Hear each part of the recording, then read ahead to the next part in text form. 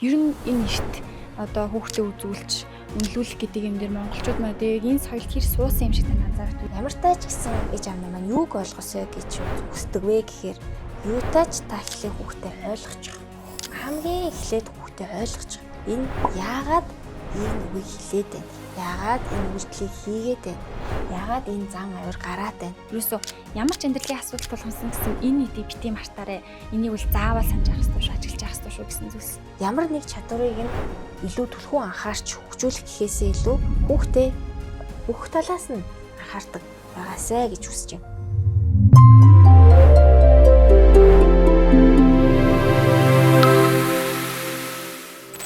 Сайн бацгаана уу, Wellbeing podcast-ийн маань нээлж нэг шинэ дугаар та бүхэндээ инхүү хүрч байна.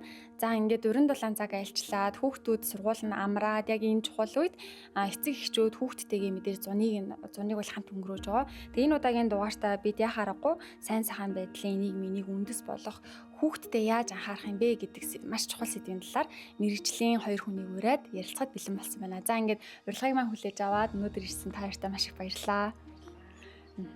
За өөрсдөө хэдүүлээ товч танилцуулаад тэгээд эхлэе. За тэгээ баярлалаа.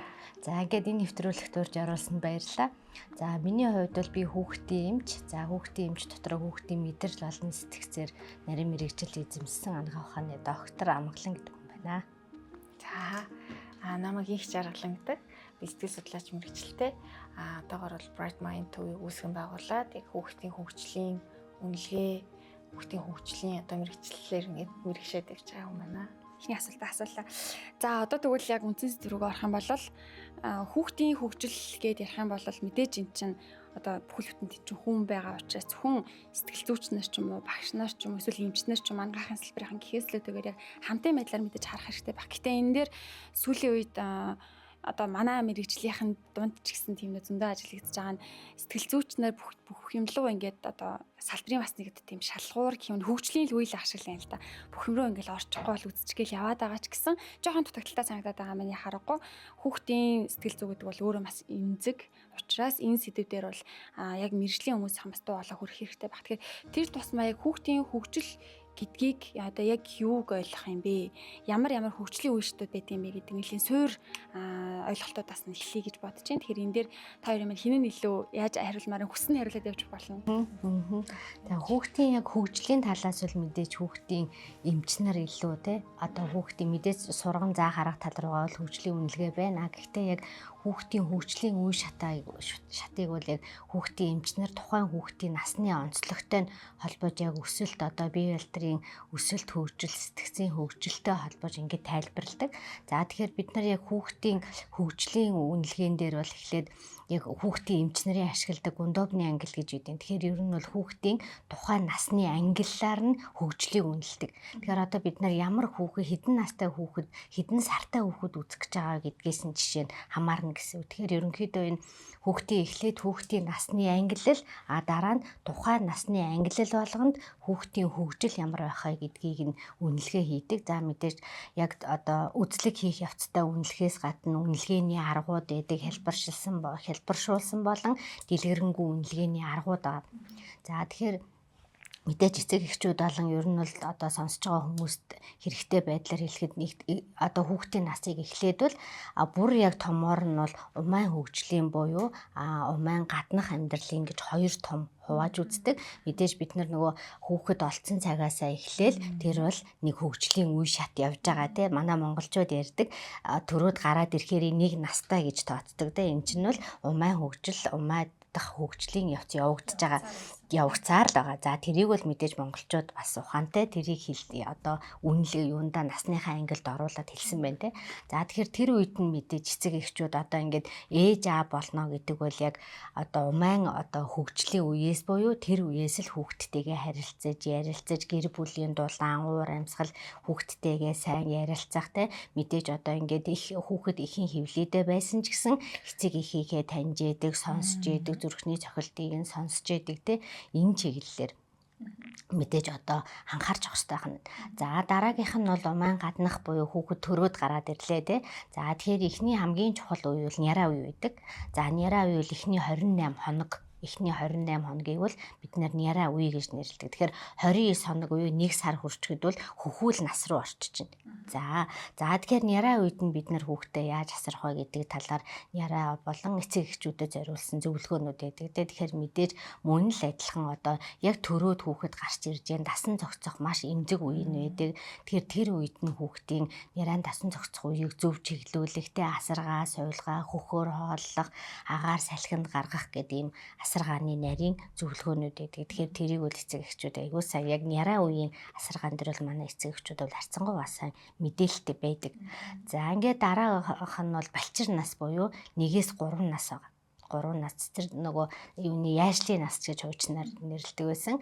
За энэ дээр үйл мөн хүүхдийн яг жинхэнэ хараа сонсголын жинхэнэ анализаторууд маш сайн хөгждөг. За жинхэнэ сурах, мэдэх жинхэнэ одоо хүний амьдралын яг одоо оюуны хөгжлийн хувьд бол яг супер үе нь буюу жинхэнэ одоо 3 настай хүүхдүүдийн жинхэнэ нөгөө монголчууд ярьдаг шүү дээ. Юуг л үг сурдаг яг пик оргил үе нөхгүй. Тэгэхээр ер нь бол яг оюуны хөгжлийн хувьд бол жинхэнэ оргил үе нэдэг. Тэгэхээр 1-3 насны хүүхдэд бол яг суур хүмүүжил тавигддаг учраас тэр үеийн хүүхдийн сэтгэл зүйн байдал, гэр орны байдал эцэг эхчүүд хүүхдтэйгээ яаж харилцсан, хүүхдээ хэр сайн анхаарал хандуулж исэн гэдг нь хүүхдийн цаашдаа хэрхэн ямар хүн болох вэ, яаж сурч мэдэх вэ, ямар эрүүл ахуйн хувьд, эрүүл дадлын хувьд ямар байхаа гэдэг жинхэнэ суурин тавигддаг үе байгаа. За тэгээ 3-6 нас үе сургуулийн өмнөх нас.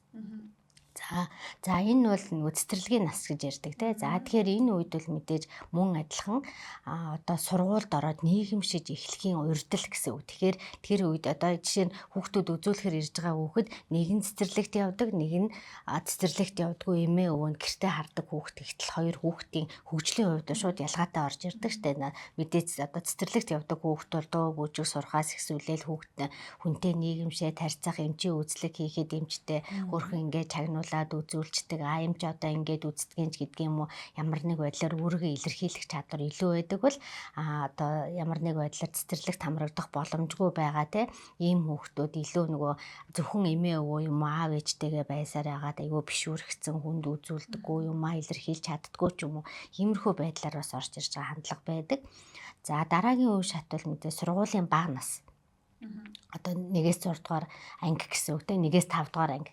За энэ насанд бол жинхэнэ одоо нөгөө сурч байгаа сурах одоо яриа одоо бичих сурах гол суур тавигдж байгаа. Тэгэхээр энэ үе дээр бол мэдээж бас одоо нөгөө сургуулийн нийгмийн харилцаанд орж эхэлж байгаа, бас яг өөрөө биеэ дааж эхэлж байгаа юм чухал үе нь учраас энэ үе дээр бас анхаарал хандуулж одоо тэр чиглэлд нь анхаарал хандуулдаг.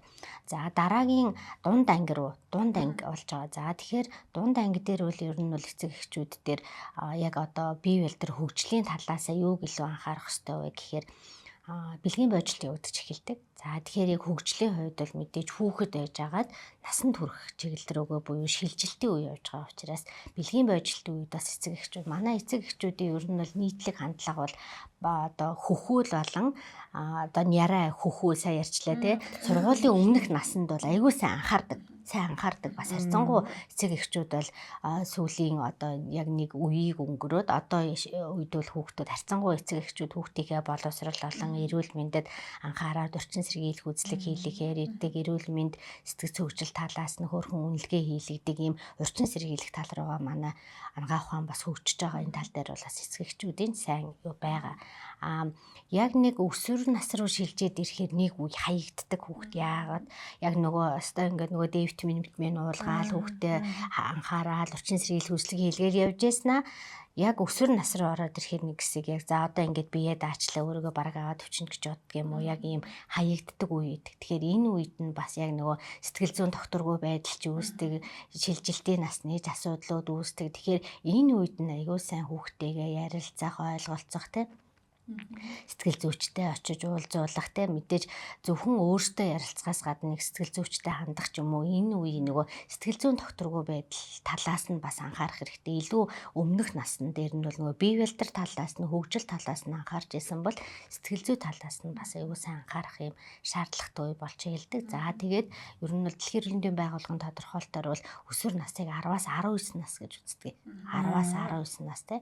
Тэгэхээр энэ үед нь үргэлжлүүлээд өсвөр нас руугаа ороод ирэхээр энэ үед нь үргэлжлүүлээд одоо жинхэнэ одоо нэг монголчууд ярьдаг нөгөө найз болж байгаа одоо найзын байдлаар те одоо харилцан ярилцаж юу нь болж байна юу болохгүй байна одоо яаж хамтарч ажилламаар өөрийнх нь дуу хоолойг сонсдог ямар мэрэгчлэр яаж ажилламаар байна гэдэг юм уу эсвэл сэтгэл зүйн хувьд яагаад докторгүй байна ямар асуудал байна гэдэг талаас нь ярилцаж найз нөхөд шиг байхаар тэр чиглэл тал руу нас чиглүүлвэл зүгээр гэж ингээд хүүхдийн эмчийн хувьд бол те.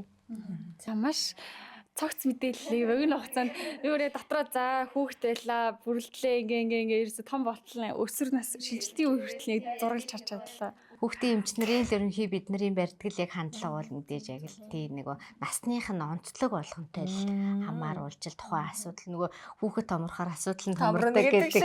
Тий. Нэг тэгж л яддаг. За. Энэ дээр хичээрлэн сэтгэл судлаач дээр нэмээд хэлмээр ч юм уу хөгжлийн үе шат дээр. Тэгээ яхаа нөгөө эмч маань бол нэлээд сайхан гэд гоё тайлбарлаад өгчлөө. Гэтэ энд нөгөө эхний амьдралын эхний 3 жил болохоор хүүхдийн яг нөгөө пик үе гэдэг хэлсэн те. Яг тэр бол яг үнэн 1 секундэд 1 сая одоо тархины холбоосод үсчихэд эхний амьдралын эхний 3 жилд ер нь бол тэгэхээр энэ хүүхд маань бол одоо маш хурдцтай өсөж байгаа. Дээрээс нь яг энэ үед нь ээж аав нар маань хүүхдийн одоо сэтгэл зүйн байдал те ахаа дээрээс нь одоо тэр хүүхдийн ерөнхий хөгжлийг нь яг дэмжих хэсэг энэ хэсэгт бол маш төлхөө ингэж явагдаж байгаа. Энэ бол ерөөс алдаж болохгүй. Тэгээ энэ үед нь л одоо хэл ярианы орохгүй, хэлдэ орохгүй байгаа эсвэл хөгжлийн ямар нэгэн асуудлууд илэрч байгаа бол зайлшгүй одоо эмчид хандах хэрэгтэй ялангуяа тий одоо хүүхдийн хэл орохгүй байх, огт үг хэлэхгүй байх ч гэдэг юм уу тий. За энийг бол эмч маань яхав дараа нь дурдах байх. Бүр огт үг хэлэхгүй байх, хүний нүд рүү харахгүй байх ч гэдэг юм уу. Эсвэл одоо тогтож юм хийхгүй, суухгүй ингээ байнга ингээл минутч зүгээр суухгүй ингээ чгүүж харьяах ч гэдэг юм уу тий. Ингээл гих мэтчлэн ийм юм одоо шинжүүд илэрдэг тий. Тэнгүүт л ээж аав нар маань яадаг вэ гэхээр за жоох хүүхд юм чин гайгүй байлгүй гэдэг ингээ орхичдаг. Эсвэл бигээ мэддгүү тий. Би одоо 3 настай хүүхд чинь бол яг Эриксоны онлоор бол тий би гэдэг хувь хүний ингээ олж байгаа шүү дээ. Ямар ч байсан л толин тараад өөрийгөө мэддэг ч юм уу тий. Толин тараад энэ би байна. Тэр байна гэд нэрээ хэлдэг байтал ингээл байх хэвээр. Тэр яг би хүнийхээ хувьд, нийгэмшгүүнхээ хувьд хүүхд маань өөрөө 3 нас гэхэд бол яг нэг хөөрхөн жижигхэн тийм хүн болцсон байгаа байхгүй юу? Тий. Хөөрхөн жижигхэн хүн өөрийгөө мэддэг, нэрээ мэддэг, насаа мэддэг, тий. Хүүсээ мэддэг энэ төр байхад энэ эзэмшсэн байх хэвээр. Ээл хамгийн багадаа энийг л чадж гин үгүй юу гэдгийг нээж аав нар маань мэдчих анзаарчих хэрэгтэй. Хүүхдээ ер нь бол анзаараа л ах хэрэгтэй тий. Ингээл ер нь юу хийж гин, юуг голдуу ярьж гин, юуг голдуу хийж гин, тий. Ямар юм үзэж гин, харж гин гэдгийг хүртэл ингээл анзаараа л нэг засаж залруулах хэрэгтэй биш. Ингээд яг гоё чиглүүлэхтэй зөв ингээ анзаарахтай. Эхний ер нь амьдралын 6 жил бол хүүхдийн тарих бол ерөөсөө насанд хүрсэн хүний 90% тань бол дүүцэж өчтдөг учраас энэ хугацааг ерөөсөө алдажлахгүй гэдэг нь л айгуу чухал. Тэгээд гайгүй сургуульд ороод уншаад бичээ сурчин. Тэгээд том болоод угаасаа тэгээд хичээл номдоо сайн болчихно гэж бодоод идэг боловч яг энэ хэсэгт л хүүхд өөрийнхөө сэтгэл хөдлөлийг зохицуулж сурдаг, өөрийгөө авч явж сурдаг. Энгийн наад захын одоо өөртөө үйлчлэх чадварууд те өмд тавцаа өмсөх одоо бие засч сурах гэд эднэрийг л хүүхд ингээд эхний ээлжинд хийгээд нэг би гэдгийг мэдрээд биетэйгээ цуг ингээд бусад хүмүүсийг ингээд таньж мэдчихээл яг одоо бас ингээд цаашдын хөгжлийн суурин тавигдаж байна гэж үзнэ.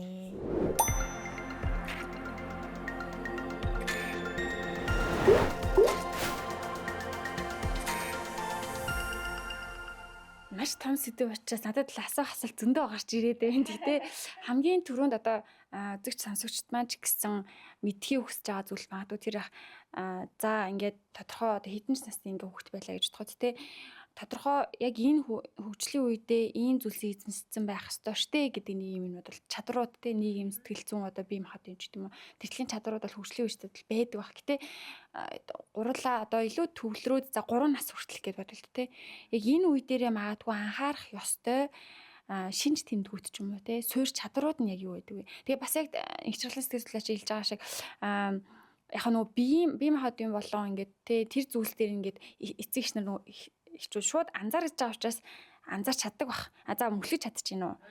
Юм хийлт орж гин үү яаж нэ гэдэг ч юм. Гэхдээ нөгөө сэтгэл зүйн талын зүйлс юмстай нөгөө нэг за хүүхд юугаа мэддэг ингэж байгаа юм шиг харьцахгүй хажууд нь одоо юу гэдэг харилцаж байгаа байлаа ерөөсөө нэг анхаарахгүй ч юм уу. Тэрийн юм сэтгэл зүйн чадруудыг хөгжүүлэх зүйлс нь бас нэлээд орхитой юм шиг сонсогдоод байна л да. Ер нь тэгэхээр та хоёрын маань хувьд гурлаа хамжаал ярих юм бол 3 нас хүртлээ ч юм уу те яг илүү тэр ихэнх үе дээрээ байгаа да. Тэр үед нь заавал анзаарч явах хэвээр магадгүй одоо Монголд анзаарахгүйсаа болоод өрөөдөд ирээд байгаа тиймэрхүү асуудлууд ч юм уу те тэр чадрууд юу байна гэдэг дээр илүү ярилцвал.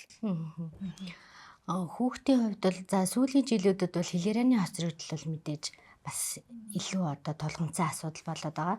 За яг хүүхдийн эмчийн хувьд бол эхлээд түрүүнээ сая хэлчлээ нөгөө биеэлдрийн хөгжлийн хувьд ер нь бол бид нэр сэтгэц хөдөлгөөний хөгжил гэж ярьдаг. Сэтгэц хөдөлгөөн. За эхлээд хөдөлгөөний хөгжлийн хувьд бол нөгөө 1 сартай толгоогоо даах те. За тэгээд 4 сартай 3-4 сартай эргэж хөрвөх. За 5 сартай түшлэгтэй суух хэвээр 5 сартай 6 сартай ганцаараа сууж чаддаг байх хэвээр. За 7-8 сартай мүлхэж эхэлнэ. 7-8 сартай мүлхэнэ. За 9-10 сартай юм түшиж босч ирнэ. За ганцаараа 11 нас хүрэхэд хөлд орсон байх хэвээр. Тэгэхээр бид нар ингээд асуумж аваад эргээд хүүхдийн сэтгэц хөдөлгөөний хөгжлийг үнэлээ жоохон хоцрогдолтой ч юм уу тийм хүүхдүүдээр эцэг эхчүүдээс асуумж авахаар биеэлтер талаас нь бол яг зарим эцэг эхчүүд хэлдэг. За манай хүүхднийг сар гэхэд толгоогоо дааж байсан шүү. Эсвэл 3 сар хүрчээ толгоогоо даасан ч гэдэг юм уу. Тийм тохиолдлууд байдаг. Гэхдээ энийг бол эцэг эхчүүд маш сайн мэдж явах хэрэгтэй. Энэ бол зөвхөн хүүхдийн эмчийн мэдэх ёстой зүйл биш. Энэ бол эцэг эхчүүдийн мэдэх ёстой зүйл. Хүүхдтэй хүн болгон мэдэх ёстой. За энэ чиглэлээр нараа илүү нөгөө эцэг эхчүүдэд өхөн байдлаар их хүүхдийн эрүүл мэндийн дэвтэр гэж байгаа. Их хүүхдийн эрүүл мэндийн дэвтэр рүү бидний ярьж заншснаар ягаан дэвтэр. Ягаан дэвтэрний цэнхэр хэсэгдэр сар болгоноор нь хүүхдийн чадварууд байдаг. Тэгэхээр ядаж тэрийгэ чеклээд за манай хүүхэд яг 3 сартай энэ зүйлүүдийг чадчихээн. Энэ зүйлийг чадахгүй байна тэгвэл хүүхдийн эмчид юм уу одоо хөгжил үнэлгээ хийлгэх шаардлагатай байна гэдэг байдлаар ирээсэй гэж хамгийн ихэнд одоо эцэг эхчүүдтэй хэлцүүлдэг. Зарим тохиолдолд харамсалтай нь ой хүрсэн хэрнээ 1 нас хүрсэн хэрнээ манай хүүхэд ганцаараа сууж чадахгүй байна. Зарим тохиолдолд бараг толгоогоо даахгүй байна манай хүүхэд ой хүрчээд гэдэг ийм үнэхээр хүнд хэлбэрийн хөгжлийн хоцрогдол үүсгэсэн хүүхдүүд ирдэг. Тэгэхээр эхний удаа бие үйлдвэрийн хувьд л ийм одоо чадварууд ахна.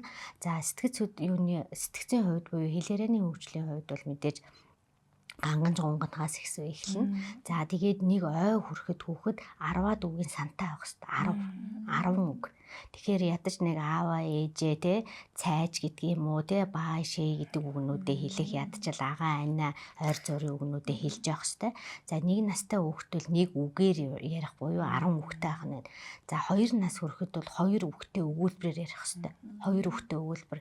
Тэгэхээр би явлаа ээж ирлээ ч юм уу те аав одоо сууж яж гэдэг юм уу яг ийм 2 үгтэй өгүүлбэрээр ярих хэвээр.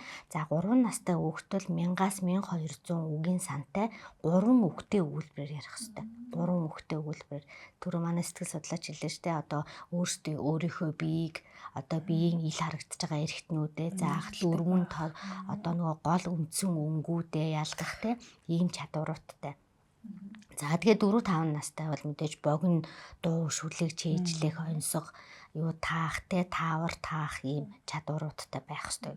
Тэгэхээр яг ийм бүр нарийн одоо ингээд нас сараар нь биш юм аа гэхэд ерөнхий баримжаа байж хахад за тухайн хүүхэд маань яг одоо насандаа чадж гэнэ үү насандаа яг хийх чадварууд нь байна уу бусад хүүхдүүдтэй үеийнхэнтэйгээ харьцуулахад хүүхэд ямар байна вэ гэдэг дээр эцэг эхчүүд бас эрт анхаарал хандуулах хэрэгтэй. Мэдээж бидний хувьд бол гол зорилго бол эрт ирэх тусмаа эцэг эхчүүд сургууль хүмүүжүүлэгчтэй сэтгэл судлаач хөгжлийн үнэлгээний асуудлууд бол мэдээж бүгдээрээ 1-р хамтын үйл ажиллагаа 2-р эрт ирэх тусмаа эрт онцлогдох хүүхдийг одоо эрт одоо зөв арга хэмжээ авах шаардлагатай болдог. Зарим тохиолдолд бид нар дээр ирж байгаа хүүхдүүд за яг хилэрээний хувьд бол хоцрогдолтой ирж байна. Тэр хүүхдүүдийн хувьд аутизм мөн үү шүү юм чи яг онш тавиа гэж орж ирдэг. Тэгэхээр бидний хувьд бол аутизм мөн биш гэдэг онш тавихтаа бол гол биш. Гол зорилго бол эрт үнэлгээ хийгээд эрт хоцрогдлыг илрүүлж хүүхдийг эрт яг аль болох амьдралын чанарыг сайжруулах буюу хэлээрээний хувьд дутагдлаа одоо хоцрогдлоос эрт гаргах гол зорилготой. Тэрнээс биш бидний гол зорилго энэ аутизм мөн энэ аутизм биш гэж ингэж ялгах бол гол асуудал биш байхгүй юу? Нэмээд яг энэ дэр нэмээ асуухад ер нь тэгвэл одоо нэг тодорхой нэг үе шатууд байдаг л хэ тэр одоо үед нь заавал эмчтэй ингээ хандах хэвээр үзүүлэх хэвээр гэсэн нэг юмуд байдаг. Гэтэ ер нь энэ эрт одоо хүүхдээ үзүүлж үнэлүүлэх гэдэг юм дээр монголчууд маань одоо яг энэ соёлд хэр суусан юм шиг танд анзаардаг. Ер нь хэр их очиж байгаа юм шиг байна. Одоо энэ талаар эцэг эхчүүд хэр мэдчих шиг байна. Ээж аав нар маань яадаг гэхээр яа ирнэ гэхдээ яадаг гэхээр бүр ингээ хожимдсан хойно ирдэг. Одоо ялангуяа сургуульд орох төгөөд ирэхээр хүүе манай хүүхд ч одоо сургууль сурах гэсэн чинь нэрээ хэлдэггүй, насаа хэлдэггүй. Хүүе манай үг хэлдэггүй. Суудлах шатдаггүй. Хүүе сургууль ортол хүүхдийг ерөнхийдөө ингээ ээж аав нар маань ажиглалт юм шиг байгаа. За сурчих байлгүй, болчих байлгүй, гайгүй ахаа хүлээчиа гэд. Тэнгүүт л яг сургуульд ороод нөгөө хүүхд маань 30 40 хүүхдүүдтэй суух гэхээр хүний биед хүрээд байна тий хүний имийг булааж аваад байна түлхэж унагаагаад байна ч гэдэм үү эсвэл ерөөсөө ярихгүй байна суухгүй байна эсвэл ерөөсөө бичих чадвар байхгүй байна зурж чадахгүй байна гэ ороод ирдэг. Тэгэхээр ингээд нэгэнтээ энэ бол ингээд хоцрогдсон хойно ээж аав нар маань юм уу асуудал нь ингээд бүр ингээд яг илт мэдрэгдэхээр ирээд идэг аа. Тэгэхээр хүүхдийн хөгжил гэдэг бол одоо манай эмчийн хэлдгээр үе шат дараатайгаар яг ингээд гоё ингээд явдаг. Одоо нарийн одоо үйл ажиллагаа үйл явц шүү дээ. Тэрэн дээр ээж аав нар маань яах ёстой гэхээр нэгдүгээрт анзаарах ёстой, хоёрдугаарт дэмжих ёстой. Ээж аав нар маань яаж дэмжих вэ гэд маш энгийн хүүхдийн хөгжилд нөлөөлж байгаа үндсэн хүчин зүйл нь юу байдаг вэ гэхээр харилцаа, өдөр тутмын харилцаа байдаг. Өдөр тутмын харилцаандаа та яах ёстой вэ гэвэл хүүхдийнхаа одоо хүүхэд ингээ ээж аавтайгаа хөөрхөн шулгахгээ ярихгээ хүрээд ирэнгүүт ээж аав нар маань ингээ анхаарч харах хэрэгтэй. Хүүхд рүүгээ ингээ харах хэрэгтэй. Хүүхдээ сонсох хэрэгтэй тий. Тэрэнд нь тохирсон буцаагаад хариу үйлдэлүүдийг одоо ингээ үзүүлж явах хэрэгтэй. Одоо нэг хөөрхөн ингээ ном аваад хүрээд ирлээ тий. Хүүхд маань тэнгүүт яах вэ гэхээр яасан миний хөөнийг унших юм уу? За тэгээ хоёулаа суугаад уншиж гэдэг юм уу тий. Энэ ерөөсөө эргэх холбоотой энэ харилцаа бол хүүхдийн хөгжлийн хамгийн үндсэн чухал. Хүүхдийнхаа сэтгэл зүйн хэрэгцээг анзаараад тэрэнд нь тохирсон хариу үйлдэлийг үзүүлж авах хэрэгтэй ээж аав маань. Өдөр тутамдаа энийг нь хийж авах хэрэгтэй. Хоёрдугаарт нь туршлага гэж байгаа. Туршлага буюу хүүхдтэйгээ цуг ямар нэгэн зүйлийг цуг хийх. Тоглодог юм уу? Ном уншдаг юм уу? Хамтдаа гурил зурдаг юм уу? Хоол хийдэг юм уу? Баяж чимэгдэг юм уу те? Эсвэл яг аваад гадаа гараад ой мод руу аваад зугаалаад цэцэг чулуу одоо юу гэдэг тийм юмыг танилцуулдаг ч юм уу те. Энийг хүүхдийнхаа өдөр тутмын амьдралыг ямар нэгэн туршлагаар баяжуулж авах хэрэгтэй байна. Ингээ хамгийн сүүлд нь юу вэ гэхээр сэтгэл зүйн тайван байдал үүсгэсэн орчныг бий болгох хэрэгтэй. Ялангуяа одоо стрессээс хүүхдийг ангид байлгах хэрэгтэй. Яг энэ эмзэг байгаа тэр 3 хүртэлх насны дээр байгаа 6 хүртэлх насны дээр байгаа эмзэг байгаа үед нь ээж аав нар маань хүүхдтэй эргэн тойронд гэр бүлд нь аль болох стресс багтай байхгүй бол байхгүй байх гэж байхгүй л дээ. Гэхдээ болж игэл хүүхдтэй тэр стрессийг хүчтэй мэдрүүлэхгүй байхад анхаарах хэрэгтэй. Энэ хүү одоо хортой стрессээс үүссэн одоо янз бүрийн одоо биед гарч байгаа өөрчлөлтүүд нь хүүхдийн одоо бүхий ерөнхий хөгжилтөнд сөргөөр нөлөөлөд байгаа. Ялангуяа одоо энэ хүүхдийн тархины хөгжил, зүрх судасны хөгжлийн тогтолцоо, зүрх судасны тогтолцоо, тэгээд дархлаа болон хоол боловсруулах зам эрхтэнд стресс сөргөөр нөлөөлдөг гэдэг. Тэгэхээр хүүхдийн энэ амьдралын эхний жилүүдэд нь хүүхдээ та сайхан харилцаатай, сайхан сэтгэл зүйн хувьд тайван тэгээ хоол ундыг нь тохируулаад тэгээд эмчийн үзлэг эмчнэрт нь тогтмол хамруулад байх юм бол ирээдүйд эрүүл хүн болно. Тэгээ одоо яригадаа бидний нийгмийн дунд яригадаа тэр чихрийн шижин, зарим төрлийн хорт хавдар, зүрх судасны өвчлөл энтерт болно. Ер нь бол сүүлийн жилүүдэд юу гэж үзээд байгаа гэхээр бүр энэ амьдралын эхний жилүүдэд үүссэн одоо тэр таагүй стресс бүхэмдэлтэй орчинд төссөн ядуурл ч юм уу магадгүй одоо үл хайхрах тийм байдал төссөн хүмүүсийн өвчлөлөөр өвдөх магадлал өндөртэй байна гэдэг судалгаанууд бас байгаа даа. Тэгэхээр л одоо гол нь юу яриад байгаа гэхээр энэ боломжоороо тэг хамгийн өөрт байгаа хамгийн сайн боломжоороо ээж аав нар маань хүүхдээ тайван, дэмжлэгтэй, анхаарсан тийм харилцаагаар л хүүхдтэйгээ харилцаа левел хүүхэд өөрөө ингээл хөгжөөл явах бүрэн боломжтой байдаг ахнаа. Надад ингээд сонсоод сууж хахад одоо уг нь ингээд те хүүхдийн хөгжил гэдэг зүйл чинь яа харахгүй маш ингээд чухал ач холбогдолтой зүйл байдаг. Одоо олон улсад ч гэсэн хөгжиж байгаа орнууд ч байна уу тэр мундаг одоо бодлоготой орнууд нь ч гэсэн хүүхдийн эрт үеийн хөгжил рүү чиглэсэн судалгааныхаа санхүүжилтийг, дэмжлэгийг, бодлогоо илүү байнгын анхаарч идэг.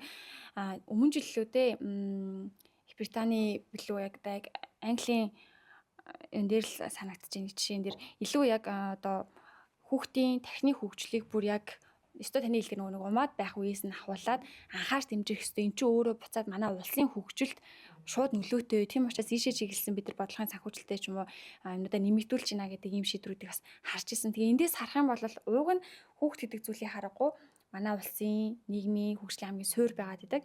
Гэтэ мэдээж нөгөө ачааны хүнд нь одоо бүгдээрээ явж эцэг эхчүүдэд л ирээдэн л та тий. Тэгээ энэ төрлийн контентуудыг яг би өөрөө одоо яг ингээд төрөө хүүхдээ болоогүй ч гэсэн миний хажуудаа хүүхдээ найзууд ч юм уу тий ах эгч нар зөндөө байна, дүүнэр бас байна. Гэтэ ингээ анзаараад хаад хүүхэд тэд нар маань ингээд өдөр шөнөгөө за та яг ямар мэдээлэл авах вэ гэж хичээгээд байгаа байхгүй юу. Одоо энийг ч гэсэн баг тэгж л үзэх байх. За яг юу хийж болохоо хичээгээд ингэж байгаа. Гэхдээ буцаад эцэг эхчүүд дээр бүх нөгөө ачааны хүнд ингээ ирэхлээр жоохон ингээд бас заримдаа тайвшруулж өгмөөр юм шиг те. Эсвэл ингээд гэр бүлээс гадна нийгмийн орчин нөгөө эцэг их өөрөө ажил дээрээ очиод арга гэртээ хүүхдээ санаа зовхгүйгээр ажил дээрээ юм уян хатан байдлаар ажиллах боломж нь бүрдсэн байна уу? Эсвэл нөгөө ой модал аваа гарыг хэр ногоон байгууламжийн хүртээмж байна уу? Буцаад ядуурлал ярьж манаас ч одоо нөгөө 3 удмын нэг нь одоо ядуурлаас доош төвшөнд шугам дээр байгаад байна гэж байгаа бол ядуурлал чинь үнэхээр тэгвэл буцаад хүүхдийн сэтгэл зүйн өрөлмөд ингээд нөлөөлж байгаа юм бол тэр эцэг эхчүүдтэй одоо яг өнөөдөр яг юу хийж чадах вэ гэх их мэтчлэн маш олон асуудал байгаа л хальта. Тэгэхээр миний хэлмээр байгаа ч юм бас нэг асуумаар байгаа өнцг нь мэдээж одоо эцэг эхчүүдэд хэдүүлээ бол хам багчааг өөрүүлчихэл бүх юмыг гэхээс илүүтэйгээр та хоёрын маань бас ярьж байгаа үнцгийг үзүүг санаагч чинь чадах чинээгээрээ байгаа нөхцөлдөө тааруулаад хүүхдэд анхаараарай гэдэг тэр үнцэг бол мэдээж одоо ингээл маш олон зүйл явж байгаа болохоор тий. Тэгэхээр дараагийн асуулт маань бас илүү юу л сая чиглэл бараг л нөө ихчлэн сэтгэл судлаач маань хариулж шуурлаа. Энэ эцэг эхчүүдийн илүү оролцоо үүрэг гэдгийг илүү бас тодтогч асуумаар байсан. Тэгэхээр амьдралын олон асуудлууд өрнжийн мэдээж гэр бүлээ төлөвлөөд хүүхдээ болохоо хүсч хүүхдээ болж байгаа. Гэхдээ гараад ирсэн хүүхдээ өстой нөгөө нэг сайн сайхан өсгөө гэх юм бол эцэг эхчүүд хэр хэмжээнд боломжийнхоо хоёртой гол юмнуудыг юун дээр яаж анхаарах ёстой вэ? Ерөөсөө ямар ч амьдралын асуудал тулгарсан гэсэн энэ нийтийг бити мартаарай. Энийг бол заавал санаж явах ёстой шүү, ажиллаж явах ёстой шүү гэсэн зүйлс. Эцэг эхчүүдийн хувьд бол яг хүүхдийн түрүүний хэлсэн нөгөө хөгжлийн явцад нь тохируулаад яг хүүхд маань үеийнхэнтэйгээ адилхан хөгжиж гэнэ үү гэдэг дээр мэдээж хамгийн түрүү анхаарал хандуулах хэрэгтэй. Тэгэхээр нөгөө бие биел дээр болон сэтгэл зүйн хувьд бол эрүүл өсөж гэнэ үү гэдэг дээр анхаарал хандуулна. За мэдээж нөгөө бидний одоо хүүхдийн эмчнэрийн ер нь бол хүүхдийн ч гэлтгүй нийт эмчнэрийн эрүүл мэндийн салбарынхны хувьд бол бүх насны хүмүүсийн эрүүл мэндийн тэгэхээр хамгийн түрүүл ядаж урьдчилан сэргийлэх үзлэгт хамрагч байгаа хэрэгтэй. Тэгэхээр урьдчилан сэргийлэх үзлэг гэдэг нь заавал одоо насан туршич ч юм уу гэсэн чиглэсэн зүйл биш. Хүүхэд бага байх тусмаа урьдчилан сэргийлэх үзлэгт хамрагддаг. Тэгэхээр манайхаа ядаж нөгөө юугаа машина жил болгон онцлогоонд оруулдаг байж яагаад өөртөө онцлогоонд ордоггүй вэ гэдэгтэй адилхан хүүхдийг хамгийн түрүү урьдчилан сэргийлэх үзлэг хийлгэж явах хэрэгтэй. Бид нар бол түрүү би ярьсан нийгмийн эрүүл мэнд буюу ер нь бол урьдчилан сэргийлэх хандгаа ухаан илүү сайн хөгжиж байгаа. Тийм учраас өвдсөн хойно нь биш манай хүүхэд хоцрогдоод байна биш хоцрогдохоос өмнө яаж урьдчилан сэргийлэх ёстой вэ гэдэг тал дээр эцэг эхчүүдийг илүү анхаараасаа тэр чиглэл рүү одоо жишээ нь улирлын амралт боллоо эсвэл одоо ингээд зуны амралт боллоо гэхээр зааны урьдчилан сэргийлэх үзлэг хийлгээд гэдэг тогтмол ядаж одоо жилдээ 2 биш юм ахэд ядаж жилдээ 1 удаа бүх төрлийн шинжилгээ хийлгээд эмчэд ирж үзүүлээд тэ тэгэхээр нөгөө хамгийн наазах нь хүүхдүүдээр хамгийн их байдаг нөгөө карис буюу шүдний хорхоо байна тэ гүйлсэн булчирхайн өрөвсөл байна юм архаг өвчлөлүүдийг урьдчилан сэргийлээд үзлэг хийлгээд эмчилгээ хийлгээд явж байгаа юм бол эрүүл өсөх бие биелдэр талаас эрүүл өсөх бүрэн боломжтой. За дараагийн дугаарт бол мэдээж нөгөө хүүхдийн орчин өсөж байгаа орчин байна те. Тэгэхээр нөгөө эцэг эхчүүд өөрсдөө эрүүл ээжээж эрүүл хүүхэд төрөх хэрэгтэй. Тэгэхээр бид нар хуучин бол эрүүл ихээс эрүүл хүүхэд гэдэг байсан бол сүүлийн онлоор бол эрүүл гэр бүлээс ахгүй. Тэгэхээр нөгөө аав тэнд бас эрүүл авах хэрэгтэй. Аав ээж хоёулаа эрүүл ээжээ цаашдаа эрүүл хүүхэд өсгөх хэрэгтэй.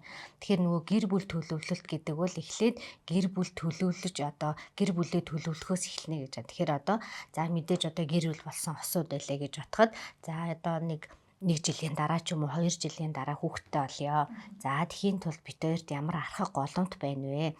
За жишээнд одоо шүдний кайрээс хамгийн наазах нь те ядаж гүйлсэн болчихрахаа өрөвсөл. За бусад одоо шийсний замын халдварч гэдэг юм уу те ямар нэг байдлаар одоо ходоод хоол усралах замын эмгэгч гэдэг юм уу тэрийг эмчлүүлээд за ингээд одоо хоёулаа ирүүл байна. Одоо ингээд хүүхэдтэй болох бүрэн боломжтой гэдэг байдлаар хандаасаа гэж эцэг эхчүүд болон залуучуудад аяг зөвлөмөр санагддаг.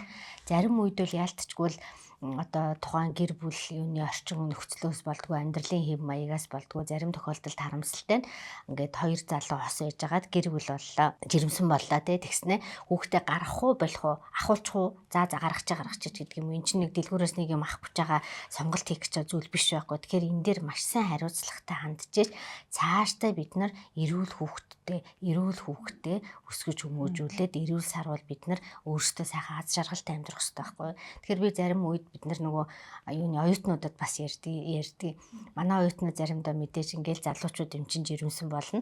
За тэгээд багшаа яана жирэмсэн болчлоо одоо хүүхдээ бараг нөгөө хүүхдээ бодох уу ангийнхантайгаа цуг яваад төгсөх үү гэж ярьдаг. Тэгэхээр мэдээж ангийнхантайгаа төгсөх нь бодож нэг асуудал ч гэсэн хүүхдтэйгээ насан турштай амьдрах учраас хүүхдийн эрүүл мэндийг хамгийн түрүү бодох хэрэгтэй. Тэгэхээр нөгөө тодорхой үүрэг хариуцлага хүлээх эцэг эх гэдэг бол үүрэг хариуцлагатай гэдэг талаас нь бодоосой. Тэр талаас нь бас зөвлөгөө өгч яг үнэхээр тэгж хэлмээр санагддаг яг хүүхдийн эмчийн хувьд л.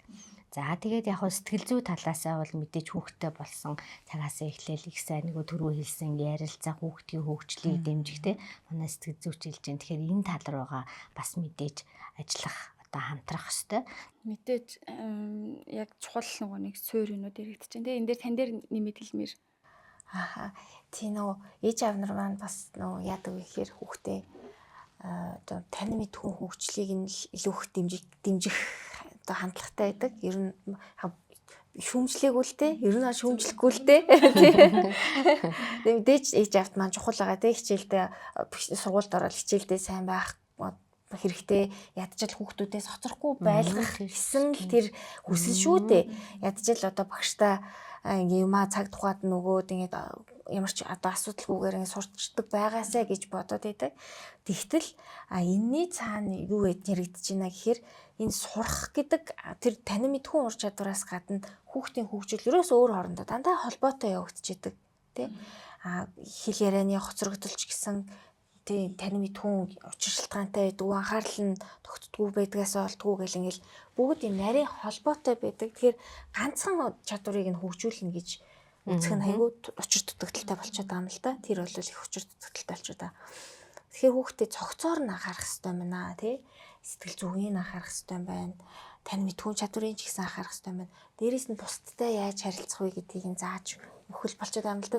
Яг нь хүүхд ер нь зөнгөөрөө ингээд яг ээж аав нар маань ингээл хийдэг л дээ. Тэрийг хийж л байгаа ээж аав нар маань асар хамгаалагчд маань ингээл өөрөө хүүхдтэйгээ үлгэр дуурайл үзүүлээл ингээл явж л байгаа. Гэхдээ ямар нэг чадварыг нь илүү түлхүүн анхаарч хөгжүүлэх гэхээсээ илүү хүүхдээ бүх талаас нь анхаардаг байгаасай гэж хүсэж байна.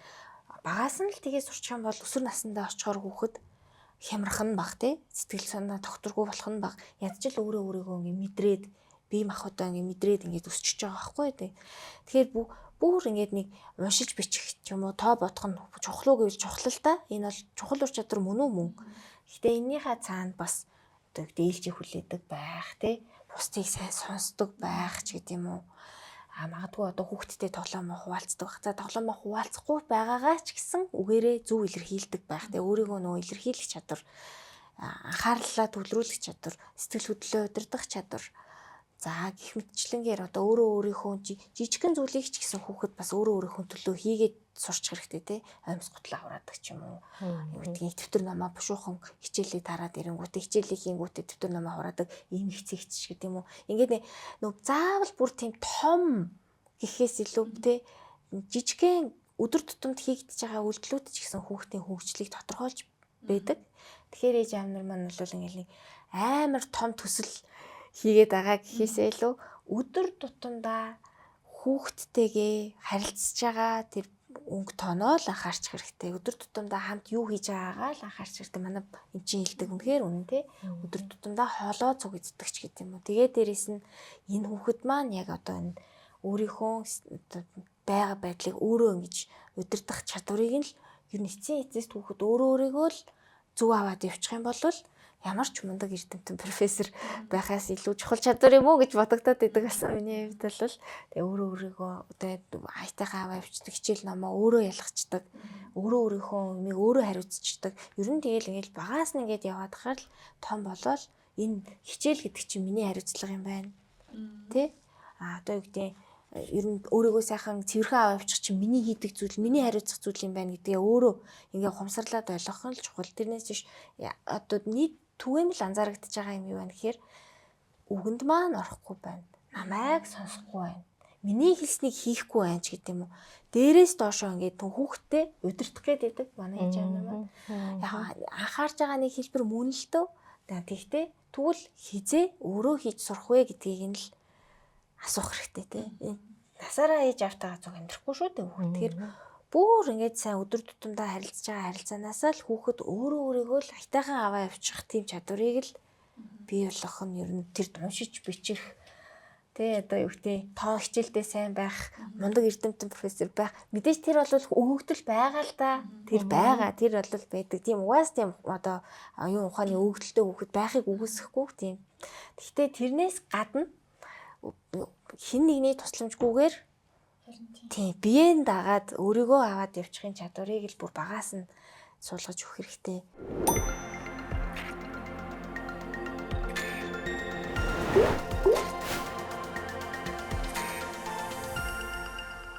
Бас нэг саяхан нэг Instagram дээр л нэг рeel харсан чи тэр амар хөөрхөн жишээ санагдсан.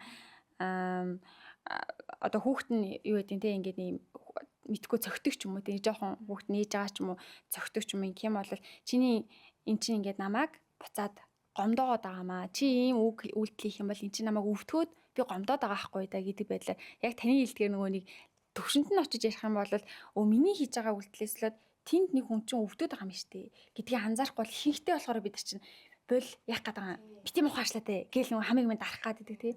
Тэр ийм жижиг зүйлсээ харахгүй тэр нөгөө хүүхдийн ухамсарт гэх юм уу хүүши би чи хүн юм биш дээ тустай хүн юм биш дээ гэдэг зүйлсээ багаар өгдөг юм шиг санагдчихлаа. Тэгээ энэ дээр магадгүй дахиад илэрүүлээд ярилцвал яг харилцааны тал дээр эцэг эхчүүд бас юун дээр илүү ямар үг хэллэг дээр яаж илүү анхааруул зүгээр бол ер нь бол заавал тийм байх ёстой ч гэдэг юм уу те ингүүлэл зөв энэ л тохиолдолд хамгийн оновчтой гэсэн юм бас яг 100% байхгүй л те. Тэгээ хүүхдийн өөрийн одоо төрөлхийн онцлог одоо мэдрэлийн тогтолцооны хөгжлийн онцлог тий одоо магадгүй одоо өрмөц хэрэгцээтэй байгаа юу гэдгээс хамаарат ээж аав болгон хүүхдтэй дасраа хамгаалагч болгон хүүхдтэйгээ яаж харилцах вэ гэдэг тийм нэг тийм загвар гардаг тий гэхдээ ямар тач гэсэн ээж аав нар маань юуг ойлгосоо гэж хүсдэг вэ гэхээр юутай ч та эхлэх хүүхдээ ойлгочих хамгийн эхлээд хүүхдээ ойлгочих энэ яагаад энэ үгийг хэлээд байна. Яагаад энэ үйлдэлийг хийгээд байна. Яагаад энэ зан авир гараад байна. Цаана ямар шалтгаан байна гэдгийг нь л ойлгох нь хамгийн чухал. Бид яадаг вэ гэхээр шууд засах гэдэг юм уу? Одоо залруулах гэд яарад идэг тий. Тэгтэл тэр нь бол одоо наан илэрж байгаа хэлбэр болохоо цаад шуур шалтгаан биш байдаг. Ийм учраас хүүхдийнхээ хөгжлийг нь ойлгох нь маш чухал гэдэг. Хүүхдийн ер нь бол одоо гарч ирээд байгаа зан авирн тий. Юунаас болоод байгаа. Энэ дээр л ерөөсөө эмч мэрэгжилтэн сэтгэл зүйч одоо бусад одоо хөгжлийн мэрэгжилтнүүд хамтарч ажиллах хэрэгтэй болчиход байгаа юм л да. Тэгээ ядаж ч гэсэн энийг ингээ ойлгочхоор хүүхдийгээ ойлгоод ирэхээр цаанаасаа ээж аав нар маань ингээ хэстэй юм байна гэдэг нэг тийм зүүн совин гэдэг юм уу тийм сэрээд ирдэг юм шиг л надад санагддаг шүү дээ тий. Тэгээ юутай ч гэсэн ингээд нэг тийм хүүхдийнхээ байр байдал, эрүүл мэндийн сэтгэл санааны тэр байр байдлыг ингээ ажиглаад ойлгоод ингээд байгаа учраас л хүүхэд маань ийм ааш авир гаргаад байгаа мэнэ гэдгийг ойлгочоор л бараг л тэр одоо хийх ажлын 70-80% ингээд бараг шийдэгдчих юм шиг санагдаад байна. Тэгээ яах вэ гэхээр дараа нь яах вэ гэхээр хүүхдээ одоо ямар нэгэн зүйлийг ингээд ойлгуулах гэж байгаа бол эцэг эхчүүд өөрсдөө бас хамгийн түрүүлээд ээж аав нар маань сэтгэл хөдлөлөд зохицуулж сурах хэрэгтэй. Хамгийн түрүүлээд бид нар өөрсдөө тайван бид өөрсдөө одоо буцаагаад дуу хоолойгоо өндөрсөхгүй гар хөлөө хөдлөхгүй те бас ингээл ширүүн авир гаргахгүйгээр тэгэх нь үлгэр дуурайл. Ингээд би ингээд ажилласан ч энд буцаагаад бас те энэ хүмүүс маань ингээд яаж асуудлыг шийдэх вэ гэдгийг өөрийн биеэр үлгэрлэж байгаа хэрэг. За дараа нь ярина. Ярилцсан те. Яг ярилцахдаа одоо Алтан цэлийн маань хэлж байгаа шиг өөрийнхөө мэдрэмжийг хүүхдтэй ярьдаг. Тэ. Энэ надад ингэж санагдлаа те. Ингэж одоо арга гаргасан чинь ч юм уу те. Намайг ингэж зогсон ээжийн өвтгөөд тэг би гомдлоо гэд.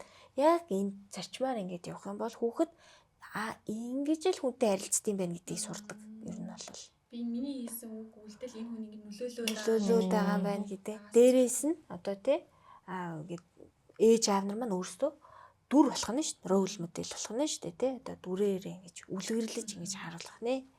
За тэгээ бас их тийм буцаал нөгөө ээж аав тэр ирдгэлтэй. Ер нь бол одоо тэгэл бид нар чинь дандаа бас сайхан ааштай байхгүй заримдаа ядарна, тийм хүн хэмжин ядарна, стресстэн бухимд нь ямар нэгэн асуудал тулгарна. Тэгсэн хэдийдээ ч гэлээ та хүүхд рүүгээл бити дуу хоолойгоо ингээл өндөрсгөж яа тийм юм байхыг үгүйсэхгүй, тийм асуудал гарахыг үгүйсэхгүй. Гэтээ давтамж нь хэрэг ах вэ? Тэ? Тэрнийх нь хүч нь ямар байх вэ гэдгээл анхаарч байгаа ч л тэр нь л хамгийн чухал байгаа. Тэгээд дандаа хүүхд рүүгээ бити том дугаар яриараа, өндөр дугаар бити яриараа тий. Дандаа хүүхдээ бити хатуу шийдгээрээ тий.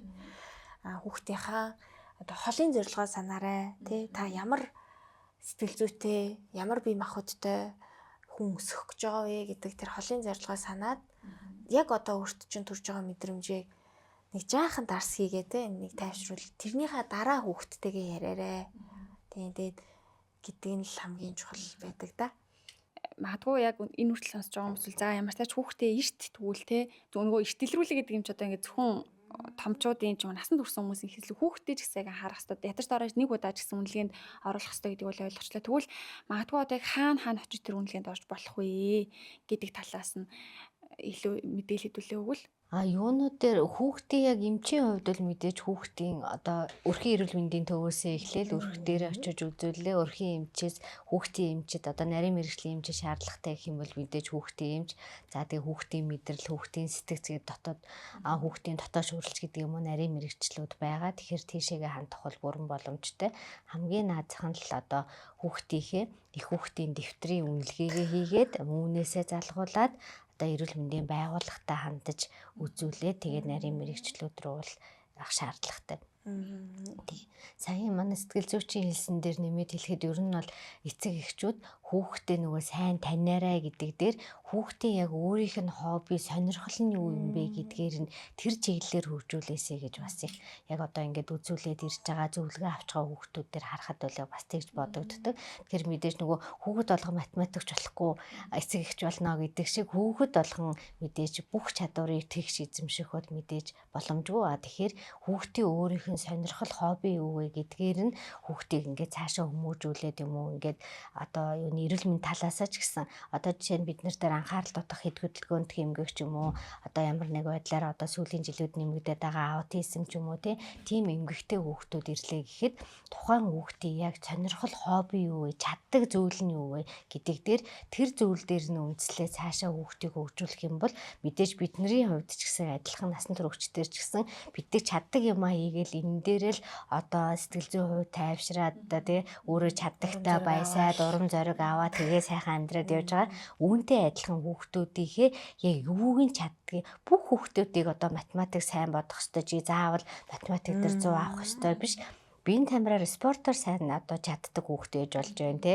Эсвэл тухайн одоо унших, бичих, ярих, цээжлэх те тэр тал руугаа чаддаг хүүхэд ээж болж байна. Тэгэхээр тэр тал руу нь илүү сайн хөгжүүлээсээ тэгэхээр хүүхдийнхээ таньж мэдээд хоббиг нь хөгжүүлж ээж тэрэн дээр нь хөрхөн урамшуулад магтаад ингээд зоригжуулаад явбал илүү хүүхэд хөгждөг. Тэгэхээр ирж байгаа хүүхдүүдээр бол илүү би тэр чиглэл рүү илүү зөвлөгөө өгч яг хүүхдээ судлаа юуг нь илүү чадж гин гэдэг дээр нь нэгдүгээр туслаарай гэж хэлдэг. Хоёрдугаарт нь нэг хэлдэг зүйл бол юун дээр сая хэлсэн яг гэр бүлийн нөгөө юм тодорхой үүрэг ажил үүргийн хуваартай байлгаагийн сүүлийн үед би их зөвлөгөө өгдөг болоод байгаа. Бараг эмч зөвлөд байгаа мó сэтгэл зүйч зөвлөд байгаа мó гэмээр яг юм тодорхой ажил үүргийн хуваартай. Тэгэхгүй л хүүхдүүд яадаг вэ гэхээр ядаж нэг ширээгээ арчаад аягаа хураачдаг те. Яг ингээд насны юм өөрийн ажил үүргийн хуваартай дараа нь аягаа угаадаг, дараа нь омсоо угаадаг те. Дараа нь ингээд дотор хувцас угаачдаг. За дараа нь ингээд бүр гэрийнхээ хувцас одоо юмнуудаа угаачдаг ч юм уу те. Иймэрхүү байдлаар тэгээ хоол хийхтэн төмс арилгаад эхэлдэг ч юм уу. Ийм ажил үүргийн хуваартай байхгүй л манайхны нэг одоо ерөнхийдөө нөгөө эцэг эхчүүдээр ажиглагдаад байгаа зүйл бол өөрсдөө ч яарал нөгөө ажил ихтэй ороо ирээл газ хоолоо хийгээл газ юм хамж угаагаал те. Тэгээд яачдаг нөгөө хүүхдүүд төмс арилгуулад ингээд удаа айжуухан ингээд тараа сууж идэг тийм цаг завгүй иймэрхүү хандлага ажиглагдаад идэг. Тэгэхээр нэгдүгээрт нь тодорхой ажил үүргийн хуваартай байлгаасай. За дараа нь хүүхдийн хэлээрээний хөгжлийн хувьд дээр мөн аягүй сайн өөрсдөө ярилцсан. Гол нь эцэг эхчүүд ярилцахтаа өөрсдөө бүтэн өгүүлбэрээр ярина. Хүүхдүүд ингээд нөгөө тохио зангаагаар ер нь бол хоцрогдолтой хүүхдүүд аягүй тохио зангаагаар ярьдаг. Би ус уу гэхэд ингээ аяга авчираад ус уу гэгээд ингээд бүр аав ээжигээ дагуулад төтлөөд явахаар нь очиод усыг л өгчдөг. Ус уух юм байна гэж ойлгочдөг. Тэгэхээр эцэг эхчүүд хүүхдүүдийн хувьд ярих хэрэгцээ үүсэхгүй бол ярихгүй. Би ярих хэрэгтэй шүү. Би одоо сургуульд орох гэдэг чинь би тантай ярий даа гэж хүүхэд хэлэхгүй шүү дээ. Тэгэхээр тий одоо цаг нь болчлаа шүү дээ. Би ярилаа. За ярилцгаа гэж ярихгүй. Тэгэхээр ингээд нөгөө дохио зангаагаар яриад байдаг. Хүүхдүүд ойлгоод эцэг эхчүүд ойлгоод байдаг. Тийм учраас тийм хэрэгцээ үүсдэггүй учраас бараг зарим үед дунд ангид орсон, ахлах ангид орсон ингээд гүйцэд өөрийгөө илэрхийлж чадахгүй тийм хүүхдүүд болчдөг. Тийм учраас эцэг эхчүүд тод бүтэн өгүүлбэрээр өөрсдөө эхэлж ярина. Тэгээ хүүхэд сонсч ээж дараа нь ярьж сурна те. Тийм учраас эцэг эхчүүдээ нөгөө юм нар бас байна те. Айгүйх нөгөө хилээж ажиллаж ярьдаг. Өө миний хүү яах гэсэн ингээл өөртөө яриад байдаг. Тэгсэн хэрнээ ирэхээр манай хүүхэд тултраа нөгөө юм эр үсэг тод хэлэхгүй байна. Үг нь яриа нь ойлгохгүй байна гэдэг эцэг эхчүүд олон өвөө юмнаар илүү нөгөө юм хүүхдтэйгээ хилээж ажиллаж ярьдаг. Тэрнээс болоод хүүхдээ бас үг тод хэлдэггүй юм асуудал гардаг. Тэгэхээр сайн тод ярилцаасаа гэж бас нэг зөвлөгөө санагдчих. Тий. Төрөний бас нэг санаан дээр эмчийн маань хэлсэн санаан дээр бас нэмээд хэлэхэд нөх хүүхдийн яг ямар ур чадварыг одоо хөгжүүлэх вэ те ямар сонирхолтой юуг чадж ийнэ гэдгийг нь бол мэдэх боломжтой. Хүүхдийн ерөнхийдөө нөх хөгжлийн одоо үндсэн 5 хэсэг байгаа. Тань мэдхүү те хэл яриа одоо энэ жижиг булчингийн буюу гарын нарийн хөдөлгөөнийг хийх чадвар те. За тэгээд нийгэмших ур чадвар тэгээд том биеийн том булчин гэдэг те энэ үндсэн 5 хөгжил. Энийг нь багт нь мэдэх боломжтой тийм үнэлгээнүүд байдаг те. Одоо манай дээр хийж байгаа тэр үнэлгээ бол тэр яг аль ур чадвар нь тухайн хүүхдэд илүү сайн байна вэ? Алийг нь магадгүй хөгжүүлэх вэ гэдгийг нь тэрний үнэлгээний үр дүнд мэдэх боломжтой байдаг. Тэгээ ээж аав нар маань багаас нь хүүхдээ анзаараад мэдчих болно те. Анзаарах сайтай ээж аав нар асраа малчин бол мэдчихнэ.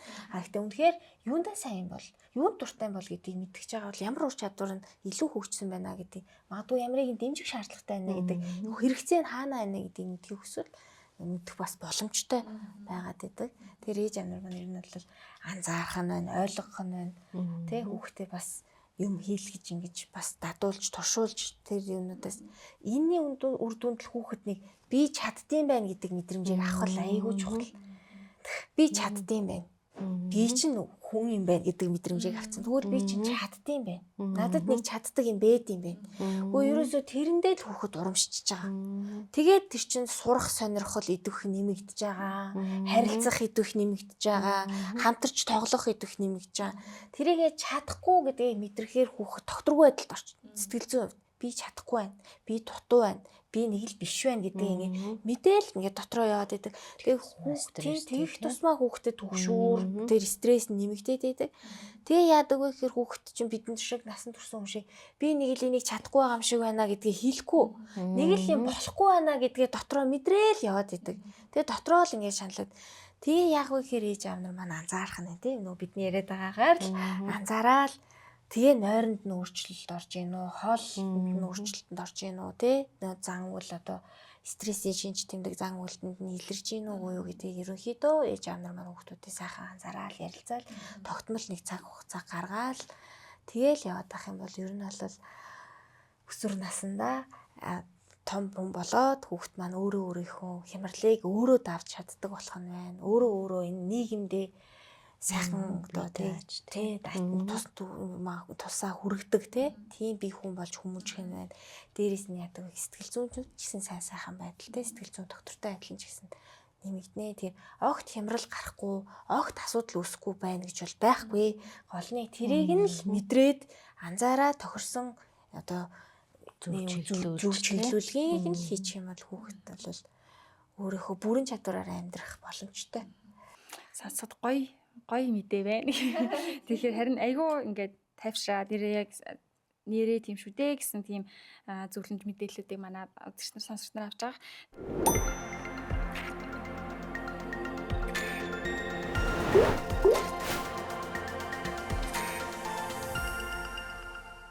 Ерөнхийдөө гурван ярилцах цаг төгсчөөний дуусах чинь надад та хоёр маань хоёулаа ялангуяа мэржлийн хүн хэрэгцээ учраас асуух хэрэгтэй зайлшгүй нэг асуулт энэ. Тэр нь болохоор сүүлийн үед ялангуяа нөгөө эцэг эхчүүд хүүхдтэй анхаарч байгаа нэг за эсвэл эртхэн ингээд ойлгочих гэдэг байдлаар хандахдаа ямар нэгэн онш сонсох гээд яарад байгаа ч юм шиг тийм зүйлийг ажиглагтаад байгаа. Тэгээ энэ сошиал медиа дээр ч бол энэ гэрийн танаас хараад байгаа. Тэгэхээр энэ буцаад нөгөө хин онш тавих юм бэ те зөв хүндээ очиод тэгээ за тэрийгээ ингээд зүгээр ихнээс нь ойлгочвол гэдэг чинь бас за болж юм. Гэхдээ бас хүүхд болгон ямар нэгэн байдлаар одоо за онш заавал сонсох бол албагүй.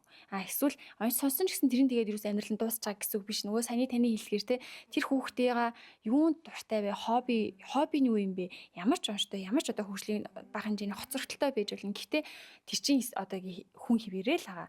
Амьдрах гад хүрээд ирсэн хүн байгаа те давуу тал байгаа, сонирхолтой юм байгаа. Тэрийг илүү анхаарч анзаарах хэрэгтэй. Гэхдээ энэ бүх зүйлийн нөгөө буцаад эхлэн нь болохоор одоо яг ингээд нэг юм хүүхдээ анхаарчий гэхдээ хинт хандхаа мэдхгүй магадгүй буруу хүн дээр очиод буруу юм сонсоод ч юм ингээ явчих юм бол тийм буцаад нөгөө хүүхдэд анхаарах чагаа битэл бүр төөрөө явчвал одоо ингээд өстөө нөгөө алдагдсан боломж өртөг гэдэг шиг ингээд зөндөө бол ямар охирох гэдэг байгаа байхгүй.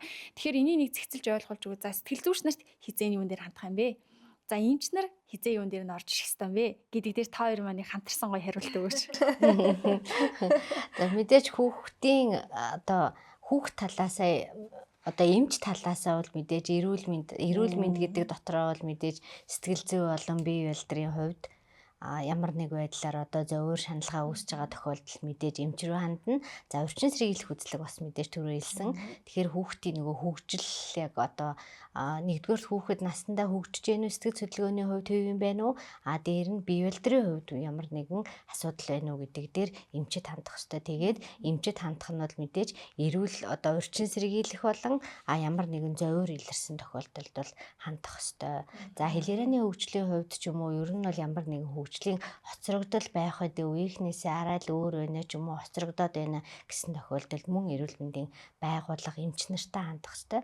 За түрүүний манай өгтлөгч хэлээ зарим нэг тохиолдолд ялцчгүй нэг сэтгэл зүйч одоо хүмүүс онш тавиад байгаа ч юм уу тиймэрхүү бас нэг юм жоохон таагүй тийм юунууд бол байгаа. Тэгэхээр мэдээж онш тавина гэдэг бол мэдээж олон улсын өвчний ангиллал гэж байгаа олон улсын өвчний ангиллаараа онш тавигддаг учраас мэдээж эрүүл мэндийн байгууллага бол онш тавих хэрэгтэй. Тэрнээс биш сэтгэл зүйч болон ийм сэтгэл зүйн зөвлөгөө өгч байгаа төвүүд дээр бол онш тавигдах ёсгүй. Энэ бол дэг утгагүй бас цэгцлэгдэх байх л гэж найдаж байгаа. Тэгэхээр энэ тал руу одоо оншийн талаас бол мэдээж эрүүл мэндийн байгууллага албан ёсны онш тавьдгаа гэдэг дээр хэлж байна. Эцэг эхчүүд бол мэдээж ганцхан онш тавиулах зорилгоор биш ер нь л хүүхдийн орчин сэргийлэх үзлэг хөгжлийн талаас нь эрүүл мэнд бие махбод талаасаа сэтгэл зүйн талаасаа ер нь бол ямар нэгэн асуудал байгаа бол мэдээж эрүүл мэндийн байгууллагатай хандах нь бол зөв зохистой гэж.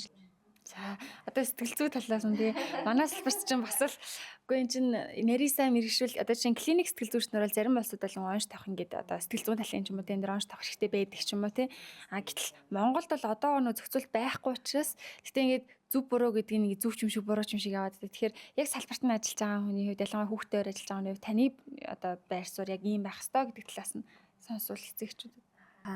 За тийм миний хувьд ч гэсэн те ямар яг одоо эмчтэйгээ адилхан байр суурьтай байдаг. Ямар нэгэн байдлаар хүүхдийн одоо хөгжил тохиолдож байгаа зүйлд бол те сэтгэл зүйч огт онш тавихгүй. Оншиг бол манай улсад Монгол улсад сэтгцийн эрүүл мэндийн үндэсний төв гэдэг сэтгэц талаасаа бол ингээд явах зөвөө. За яг түгээмэл нэг аутизм, ADHD гээл те хүүхдийн хөгжилд түгээмэл тохиолдож байгаа тийм одоо салбар дундын тийм одоо дагаж одоо ингэж үүсдэг ийм асуудлууд дээр бол яг энэ байр суурьтай байдаг. Гэтээ хүүхэд бол онштойч бай, ямар нэгэн оншгүйч бай, хөгжих хэрэгцээ байгаа. Бүх хүүхдэд өөрийнхөө бүрэн чадварыг ашиглах, сайхнаараа амьдрах эрх бий. За тийм учраас ээж аав нар маань цаг алдалгүй хүүхдийнхаа нөгөө юуг чадаад байна, юуг чадахгүй байна, ямар дэмжлэг хүүхдийн нөгөө төрөө дурдсан 5 ур чадварын алинд нь хэрэгтэй байна гэдгийг нь мэдээд эртхэн мэдээд те энэ талаараа ингээд ээж аав ингээд зөвлөгөөгөө аваад явах юм бол ирээдүйд одоо хүүхдийнхаа хөгжилд оруулж байгаа том хувь нэмэр болох учраас бас ингээд өөрийнхөө төвшөнд те бас ягаан дэвтрээ ашиглаад байж болно. Үнэхээр санаа зовж байгаа бол мэрэгчлэлтэнд хандаад үнэлгээ хийлгээд хөгжлийн төвшөнд хэдэн сартай хүүхдийнхтэй адилхан байна ч гэдэг юм уу те. Ийм нарийн үр дүнд мэдэх боломжтой. Тэгээ ер нь бол одоо хэрэглэгдэж байгаа одоо аргууд дандаа нөгөө цаанаа сэтгэл зүйн одоо сэтгэц онцлогооны шалгуур хангаж гинүү гэдэг тийм асуудал яригддаг те.